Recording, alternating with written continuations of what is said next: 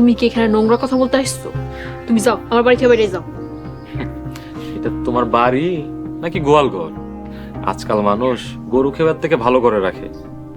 যাই হোক, মসজিদ কিন্তু আসতেছে, সাবধান হয়ে যাও। তোমার বিয়ার কথা শুই না, সে বেজায় খেপছে। শুভ, আল্লাহর রাস্তায় যাও তো, আমার স্বামী বাড়িতে নাই, যাও তুমি। গোলামের কথা কইতেছ? গোলাম যখন স্বামী। ছি ছি সাদিয়া, তোমার নজর যে এত নিচে আর তোমার রুচি যে এত খারাপ, আগে জানলে আমি তোমার সাথে প্রেমই করতাম না। ছি ছি ছি ছি ছি, কি লজ্জা। হ্যাঁ, সাহেব নামের গোলামি আমার এখন স্বামী। রাষ্ট্রের আইন, শরিয়া আইন, কোনো আইনই আমাকে বিয়াতে বাধা ছিল না।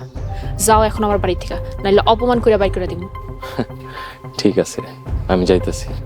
তবে একটা কথা, আমি চলে গেলেও মজিদ কিন্তু তোমার অপমানের ভয়ে চলে যাব না, সে আসতেছে।